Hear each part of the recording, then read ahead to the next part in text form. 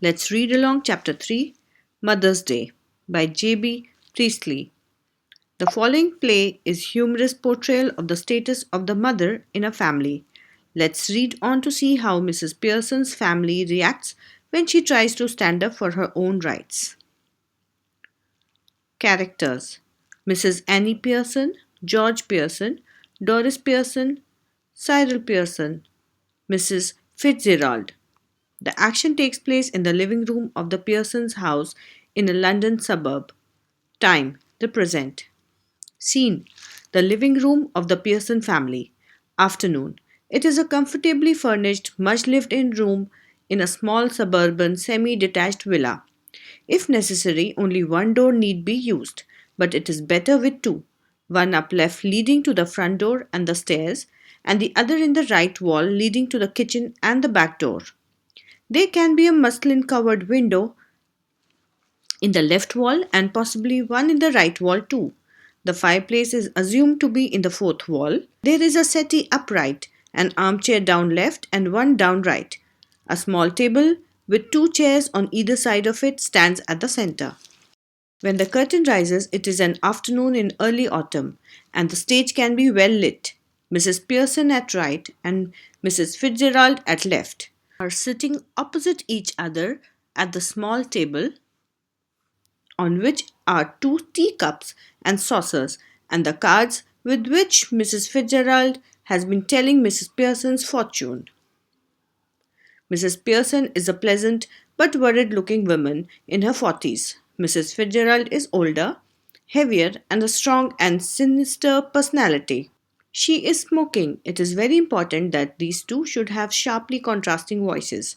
Mrs. Pearson speaking in a light, flurried sort of tone, with a touch of suburban cockney perhaps, and Mrs. Fitzgerald with a deep voice, rather Irish perhaps. Mrs. Fitzgerald, collecting up the cards. And that's all I can tell you, Mrs. Pearson. Could be a good fortune, could be a bad one. All depends on yourself now. Make up your mind, and there it is. Mrs. Pearson. Yes, thank you, Mrs. Fitzgerald. I'm much obliged, I'm sure. It's wonderful having a real fortune teller living next door. Did you learn that out east too? Mrs. Fitzgerald. I did. 12 years I had of it, with my old man rising to be lieutenant quartermaster.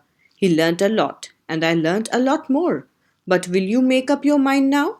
Mrs. Pearson, dear, put your foot down once and for all, and be the mistress of your own house and the boss of your own family. Mrs. Pearson, smiling apologetically. That's easier said than done. Besides, I'm so fond of them, even if they are so thoughtless and selfish, they don't mean to be. Mrs. Fitzgerald, cutting in. Maybe not, but it would be better for them if they learned to treat you properly. Mrs. Pearson, yes, I suppose it would, in a way. Mrs. Fitzgerald, no doubt about it at all. Who's the better for being spoiled? Grown man, lad, or girl? Nobody. You think it does them good when you run after them all the time? Take their orders as if you were the servant in the house? Stay at home every night while they go out enjoying themselves? Never in all your life. It's the ruin of them as well as you. Husbands, sons, daughters should be taking notice of wives as others, not giving them orders and treating them like dirt. And don't tell me you don't know what I mean, for I know more than you have told me. Mrs. Pearson, dubiously, I keep dropping a hint. Mrs. Fitzgerald, hint? It's more than hints your family needs, Mrs. Pearson. Mrs. Pearson, dubiously, I suppose it is, but I do hate any unpleasantness. And it's so hard to know where to start. I keep making up my mind to have it out with them, but somehow I don't know how to begin. She glances at her watch or at a clock. Oh, good gracious. Look at the time. Nothing ready, and they'll be home any minute and probably all in a hurry to go out again. As she is about to rise, Mrs. Fitzgerald reaches out across the table and pulls her down. Mrs. Fitzgerald, let them wait or look after themselves for once. This is where your foot goes down. Start now. She lights a cigarette from the one she has just finished. Mrs. Pearson, embarrassed. Mrs. Fitzgerald, I know you mean well. In fact, I agree with you, but I just can't. And it's no use you trying to make me. If I promise you I would really have it out with them, I know I wouldn't be able to keep my promise. Mrs. Fitzgerald, then let me do it. Mrs. Pearson, flustered. Oh no, thank you very much. Mrs. Fitzgerald, but that won't do at all. It couldn't possibly be somebody else. They would resent it at once and wouldn't listen. And really, I couldn't blame them. I know I ought to do it. But you see how it is. She looks apologetically across the table, smiling rather miserably. Mrs. Fitzgerald, coolly, you haven't got the idea. Mrs. Pearson, bewildered. Oh, I'm sorry. I thought you asked me to let you do it.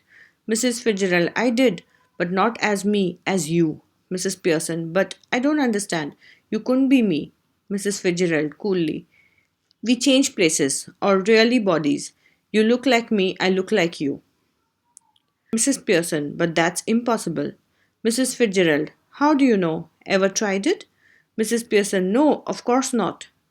Mrs. Fitzgerald, coolly, I have. Not for some time, but it still ought to work. Won't last long, but long enough for what we want to do. Learnt it out east, of course, where they're up to all these tricks. She holds her hand out across the table, keeping the cigarette in her mouth. Give me your hands, dear. Mrs. Pearson, dubiously.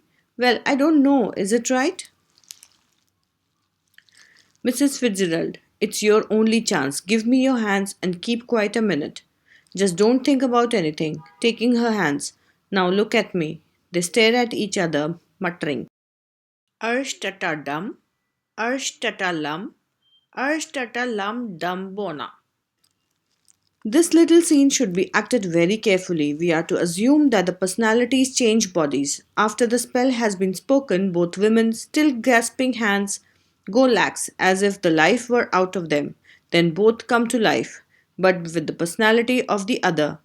Each must try to adopt the voice and mannerism of the other. So now Mrs. Pearson is bold and dominating, and Mrs. Fitzgerald is nervous and fluttering. Mrs. Pearson, now with Mrs. Fitzgerald's personality.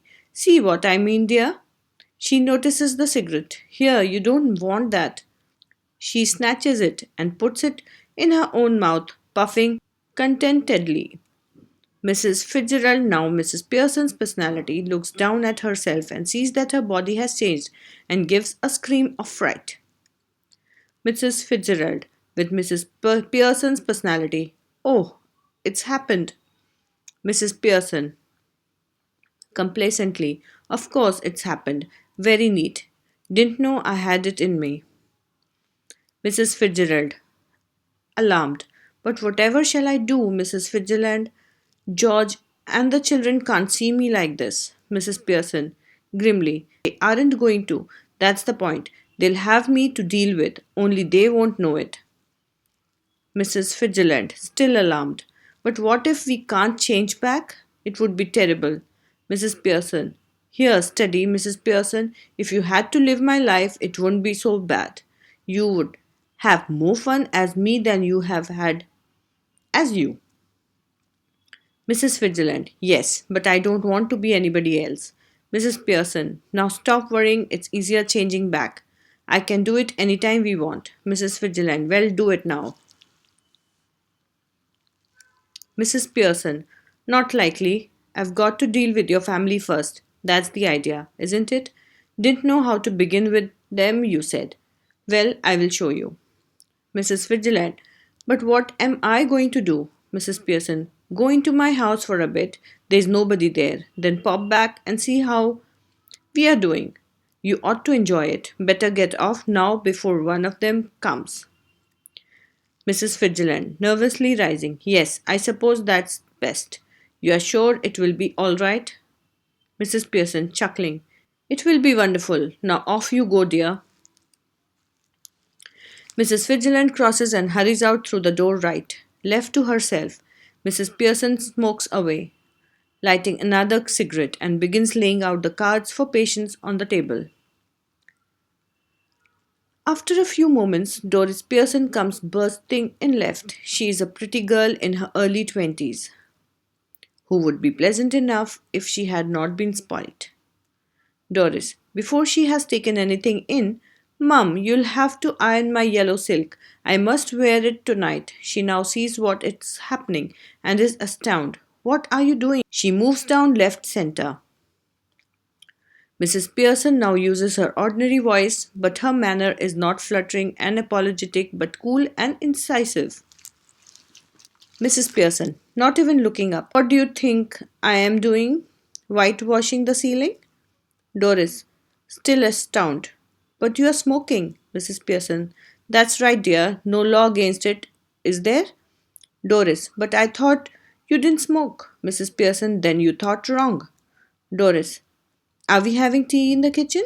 Mrs. Pearson, have it where you like, dear. Doris angrily, do you mean it isn't ready? Mrs. Pearson, yours isn't. I've had all I want. Might go out later and get a square meal at the Clarendon. Doris, hardly believing her ears, who might? Mrs. Pearson, I might. Who would you think? Doris, staring at her, Mum, what's the matter with you? Mrs. Pearson, don't be silly. Doris, indignantly, it's not me that's being silly, and I must say it's a bit much. When I have been working hard all day and you can't even bother to get my tea ready. Did you hear what I said about my yellow silk? Mrs. Pearson, no. Don't you like it now? I never did. Doris, indignantly. Of course, I like it, and I'm going to wear it tonight, so I want it ironed. Mrs. Pearson, want it ironed. What would you think it's going to do? Iron itself? Doris, no, you're going to iron it for me. You always do. Mrs. Pearson, well, this time I don't. And don't talk rubbish to me about working hard. I have a good idea how much you do.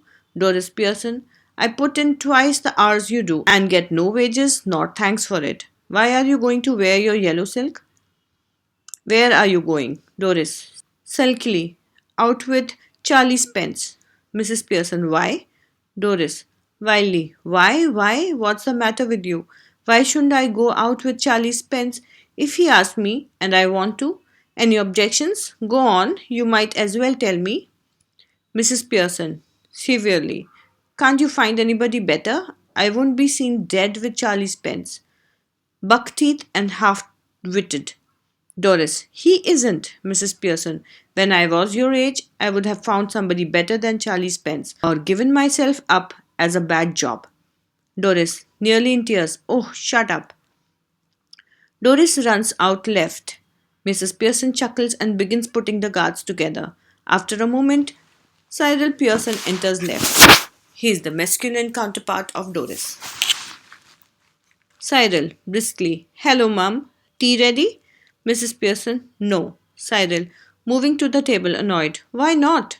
Mrs. Pearson, coolly, I couldn't bother. Cyril, feeling off color or something? Mrs. Pearson, never felt better in my life. Cyril, aggressively, what's the idea then? Mrs. Pearson, just a change. Cyril, briskly, well, snap out of it, Ma, and get cracking. Haven't too much time.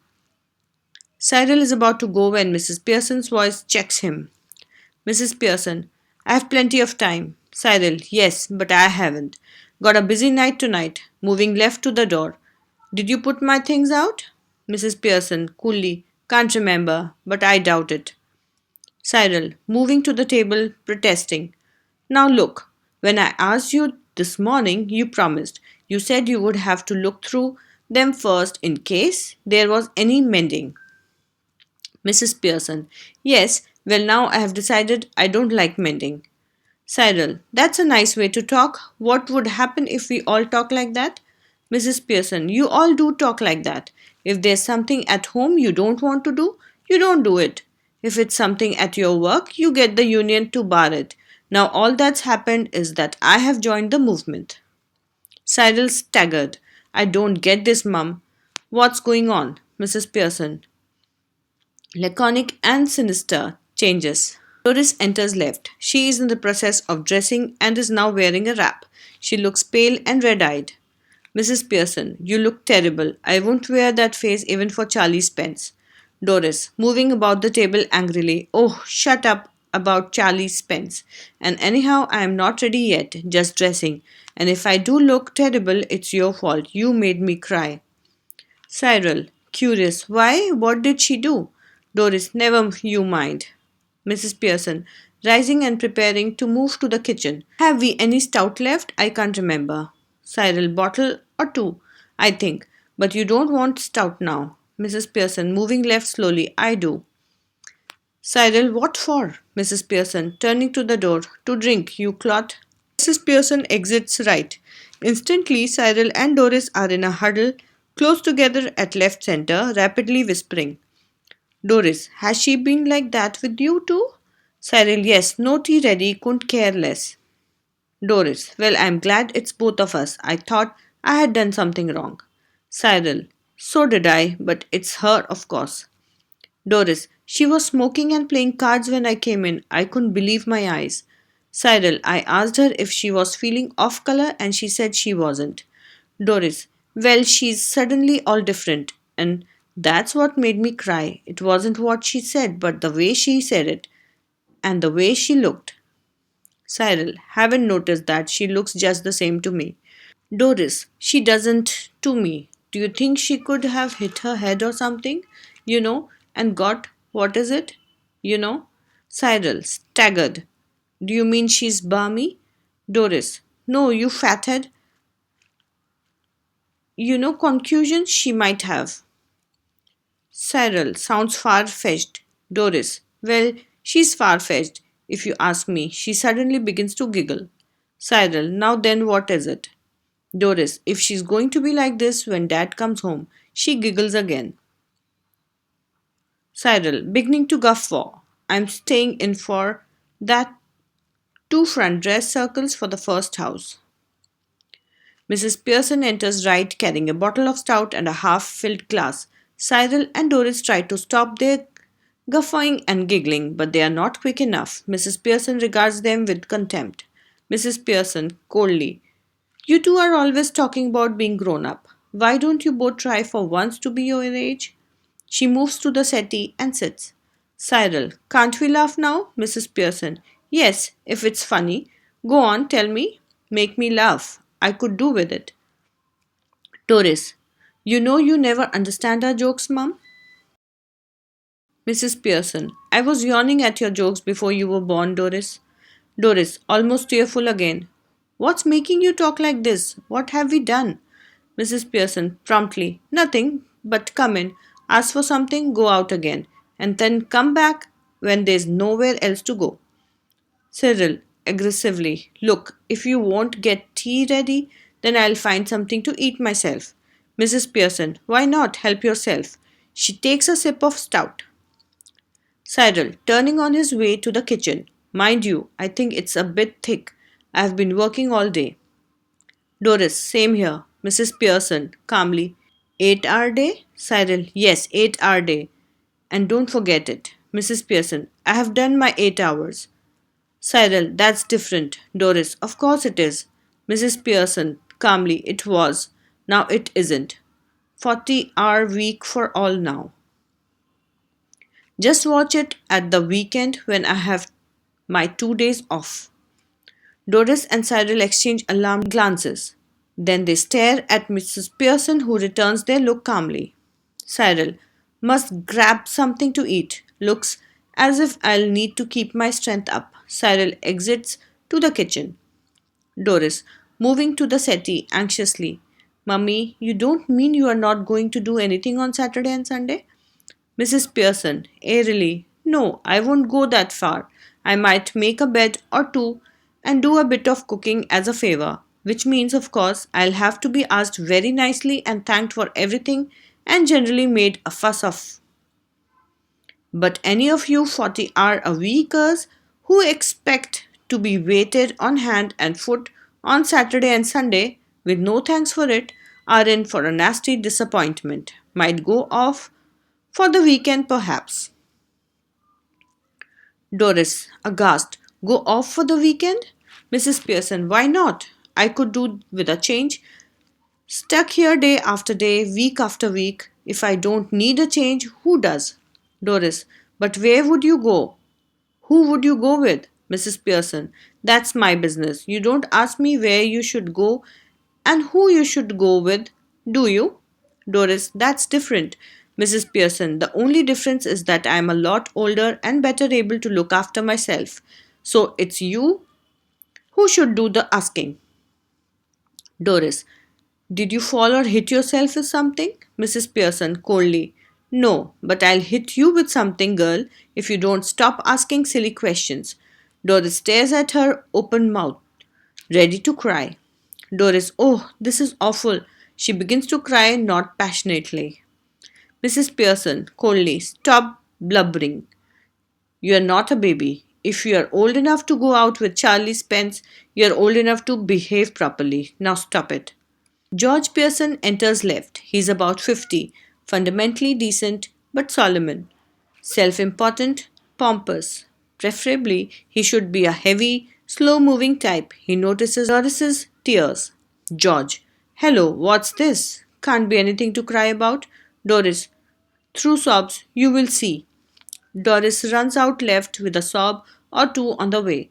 George stares after her a moment, then looks at Mrs. Pearson. George, did she say you will see? Mrs. Pearson, yes. George, what did she mean? Mrs. Pearson, better ask her. George looks slowly again at the door, then at Mrs. Pearson. Then he notices the stout that Mrs. Pearson raises for another sip. His eyes almost bulge. George, stout. Mrs. Pearson, yes. George, amazed, what are you drinking stout for? Mrs. Pearson, because I fancied some. George, at this time of day? Mrs. Pearson, yes. What's wrong with it? At this time of day? George, bewildered, nothing, I suppose. Annie, but I have never seen you do it before. Mrs. Pearson, well, you are seeing me now. George, with heavy distaste, yes, and I don't like it. It doesn't look right. I'm surprised at you. Mrs. Pearson, well, that ought to be a nice change for you. George, what do you mean? What do you mean, Mrs. Pearson? It must be some time since you were surprised at me, George. George, I don't like surprises. I'm all for a steady going on. You ought to know that by this time. By the way, I forgot to tell you this morning I won't want any tea. Special snooker match night at the club tonight. And a bit of supper going. So no tea. Mrs. Pearson, that's all right. There isn't any. George, astonished. You mean you didn't get any ready? Mrs. Pearson, yes, and a good thing too, as it's turned out. George, aggrieved. That's all very well, but suppose I would want some? Mrs. Pearson, my goodness, listen to the man, annoyed, because I don't get a tea for him that he doesn't even want. Ever tried that at the club? George, tried what at the club? Mrs. Pearson, going up to the bar and telling them you don't want a glass of beer, but you are annoyed because they haven't already poured it out? Try that on them and see what you get. George, I don't know what you are talking about. Mrs. Pearson, they would laugh at you even more than they do now. George, indignantly, laugh at me? They don't laugh at me. Mrs. Pearson, of course they do. You ought to have found that out by this time. Anybody else would have done. You are one of their standing jokes, famous. They call you Pompey Ompy Pearson because they think you are so slow and pompous. George, horrified, never. Mrs. Pearson, it's always beaten me why you should want to spend so much time at a place where they are always laughing at you behind your back and calling you names, leaving your wife at home night after night, instead of going out with her who doesn't make you look a fool. Cyril enters right with a glass of milk in one hand and a thick slice of cake in another. George, almost dazed, turns to him appealingly. George, here, Cyril, You have been with me to the club once or twice. They don't laugh at me and call me Pompey Ompy Pearson, do they? Embarrassed, hesitates angrily. Go on, tell me, do they? Cyril, embarrassed. Well, yes, Dad, I'm afraid they do. George slowly looks from one to the other, staggered. George, slowly. Well, I'll be damned. George exits left, slowly, almost as if somebody had hit him over the head. Cyril, after watching him go, turns indignantly to Mrs. Pearson. Cyril, now you shouldn't have told him that, Mum. That's not fair. You have hurt his feeling, mine too. Mrs. Pearson, sometimes it does people good to have their feelings hurt. The truth oughtn't to hurt anybody for long. If your father didn't go to the club so often, perhaps they would stop laughing at him. Cyril, gloomily, I doubt it. Mrs. Pearson, severely, possibly you do, but what I doubt is whether your opinion's worth having. What do you know? Nothing. You spend too much time and good money at greyhound races and dirt tracks and ice shows. Cyril, sulkily, well, what if I do? I've got to enjoy myself somehow, haven't I?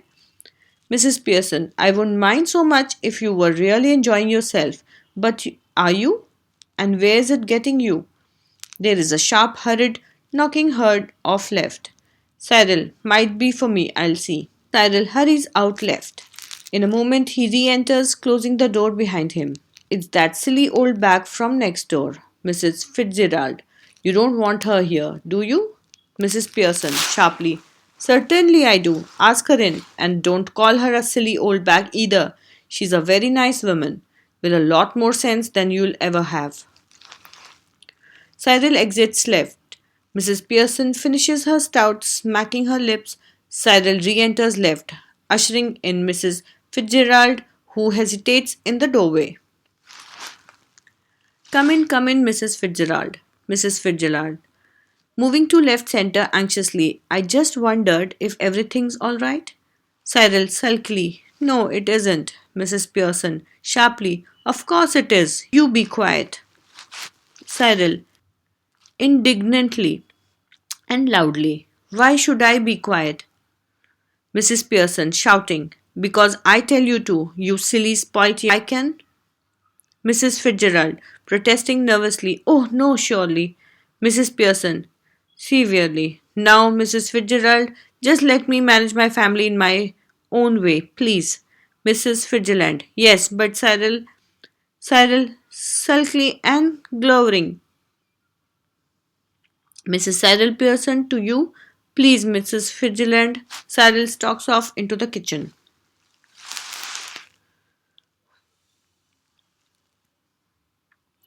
Mrs. Fitzgerald, moving to the settee, whispering, Oh dear, what's happening? Mrs. Pearson, calmly, nothing much. Just putting them in their places, that's all. Doing what you ought to have done long since. Mrs. Fitzgerald, is George home? She sits beside Mrs. Pearson on the settee. Mrs. Pearson, yes, I have been telling him what they think of him at the club.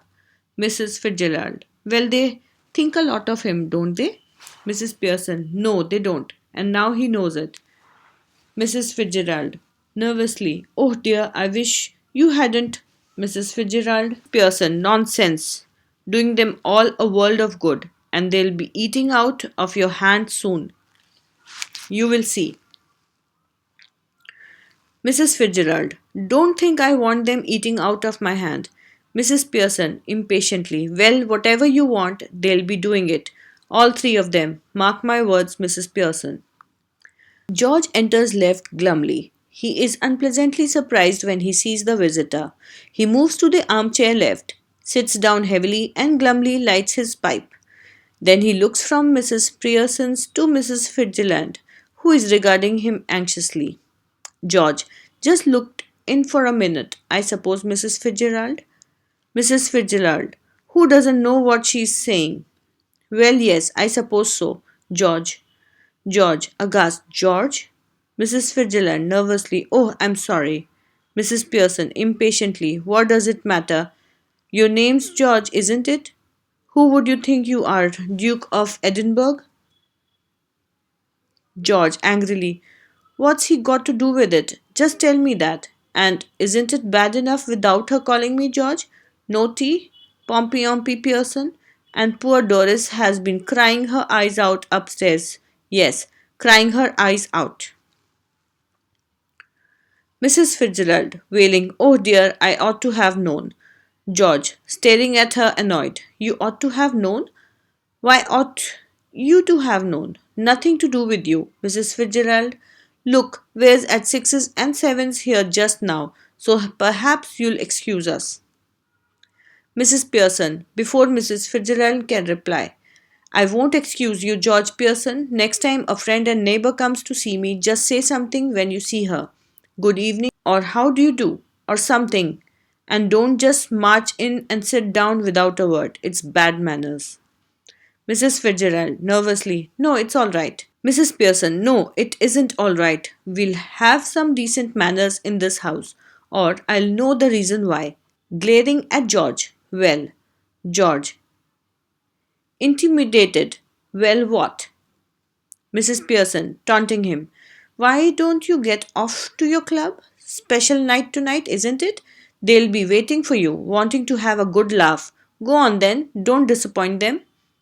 George, bitterly, That's right. Make me look silly in front of her now. Go on, don't mind me. Sixes and sevens? Poor Doris has been crying her eyes out, getting the neighbors in to see the fun, suddenly losing his temper, glaring at Mrs. Pearson and shouting, All right, let her hear it. What's the matter with you? Have you gone balmy or what? Mrs. Pearson, jumping up savagely. If you shout at me again like that, George Pearson, I'll slap your big, fat, silly face. Mrs. Fitzgerald, moaning, Oh, no, no, no, please. Mrs. Fitzgerald, Mrs. Pearson sits. George, staring at her, bewildered. Either I'm off my chump or you two are. How do you mean? No, no, please, Mrs. Fitzgerald. Look, you are Mrs. Fitzgerald. So why are you telling yourself to stop when you are not doing anything? Tell her to stop. Then there'll be some sense in it. Staring at Mrs. Pearson, I think you must be tiddly. Mrs. Pearson, staring up savagely. Say that again, George Pearson. George, intimidated. All right, all right, all right. Doris enters left slowly, looking miserable. She is still wearing the wrap. Mrs. Pearson sits on the settee. Mrs. Fitzgerald. Hello, Doris, dear. Doris, miserably. Hello, Mrs. Fitzgerald. Mrs. Fitzgerald. I thought you were going out with Charlie Spence tonight.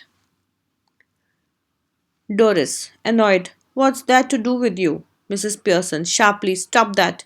Mrs. Fitzgerald, nervously. No, it's all right. Mrs. Pearson, severely. It isn't all right. I won't have a daughter of mine talking to anybody like that. Now answer Mrs. Fitzgerald properly. Doris, or go upstairs again. Doris looks wonderingly at her father. George, in despair. Don't look at me. I give it up. I just give it up. Mrs. Pearson, fiercely, Well, answer her. Doris, sulkily, I was going out with Charlie Spence tonight, but now I have called it off. Mrs. Fitzgerald, Oh, what a pity, dear. Why have you? Doris, with a flash of temper, because if you must know, my mother's been going on at me making me feel miserable, and saying he's got buck teeth and is half witted. Mrs. Fitzgerald, rather bolder to Mrs. Pearson. Oh, you shouldn't have said that. Mrs. Pearson, sharply. Mrs. Fitzgerald, I'll manage my family, you manage yours. George, grimly. Ticking her off now, are you, Annie? Mrs. Pearson, even more grimly.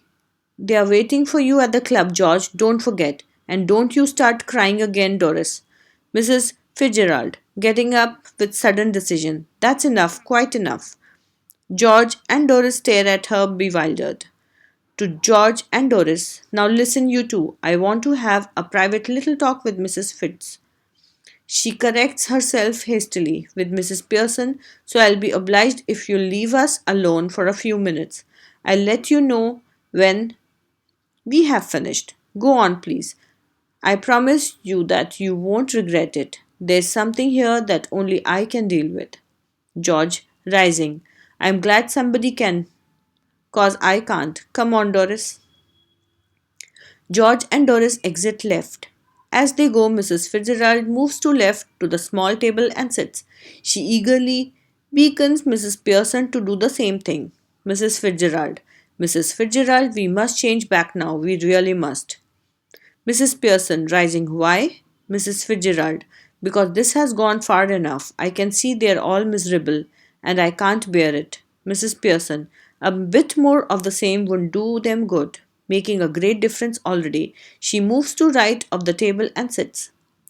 Mrs. Fitzgerald, no, I can't stand any more of it. I really can't. We must change back. Hurry up, please, Mrs. Fitzgerald. Mrs. Pearson, well, if you insist. Mrs. Fitzgerald, yes, I do, please, please. She stretches her hand across the table eagerly. Mrs. Pearson takes them. Mrs. Pearson, quiet now, relax. Mrs. Pearson and Mrs. Fitzgerald stare at each other, muttering exactly as before. Ashtata dum, ashtata lum, ashtata lum dum bona. They carry out the same action as before, going lax and then coming to life. But this time, of course, they become their proper personalities. Mrs. Fitzgerald. Ah, well, I enjoyed that. Mrs. Pearson. I didn't. Mrs. Fitzgerald. Well, you ought to have done. Now listen. Mrs. Pearson, don't go soft on them again, else it will all have been wasted. Mrs. Pearson. I'll try not to, Mrs. Fitzgerald. Mrs. Fitzgerald. They have not had as long as would like to have given them. Another hour or two's rough treatment might have made it certain. Mrs. Pearson, I am sure they'll do better now, though I don't know how I am going to explain. Mrs. Fitzgerald, severely, don't you start any explaining or apologizing, or you are done for. Mrs. Pearson, with spirit, it's all right for you. Mrs. Fitzgerald, after all, they aren't your husband and children. Mrs. Fitzgerald, impressively, now you listen to me. You admitted yourself you were spoiling them, and they didn't appreciate you. Any apologies, any explanations, and you'll be straight back where you were. I'm warning you, dear. Just give them a look, a tone of voice now and again to suggest you might be tough with them if you wanted to be, and it ought to work. Anyhow, we can test it. Mrs. Pearson, how? Mrs. Fitzgerald, well, what is it you would like them to do that they don't do? Stop at home for once. Mrs. Pearson, yes, and give me a hand with supper. Mrs. Fitzgerald, anything you would like them to do that you enjoy whether they do or not. Mrs. Pearson, hesitating, well, yes, I like a nice game of rummy, but of course I hardly ever have one, except at Christmas. Mrs. Fitzgerald, getting up, that will do then. She moves towards the door left, then turns. But remember, keep firm, or you have had it. She opens the door, calling, Hoy, you can come in now. Coming away from the door and moving right slightly, quietly. But remember a firm hand. George, Doris, and Cyril file in through the doorway, looking apprehensively at Mrs. Pearson. I'm just off to let you enjoy yourself. The family looks anxiously at Mrs. Pearson, who smiles. Much relieved, they smile back at her. Doris, anxiously, yes, mother. Mrs. Pearson, smiling. Seeing that you don't want to go out, I tell you what I thought we would do. Mrs. Fitzgerald, giving a final warning, remember. Mrs. Pearson, nodding, then looking sharply at the family. No objections, I hope? George, humbly, no, mother, whatever you say. Mrs. Pearson, smiling, I thought we would have a nice family game of rummy, and then you children could get the supper ready while I have a talk with your father. George, firmly, suits me. He looks challengingly at the children. What about you two? Cyril, hastily, yes, that's all right. Doris, hesitating, well, I. Mrs. Pearson, sharply, what? Speak up. Doris, hastily, oh, I think it would be lovely. Mrs. Pearson, smiling, Goodbye, Mrs. Fitzgerald. Come again soon. Mrs. Fitzgerald. Yes, dear. Night all. Have a nice time. Mrs. Fitzgerald exits, left, and the family cluster round mother as the curtain falls. Thank you. If you like this audio, do subscribe to my channel, recommend it to your friends. Thank you once again.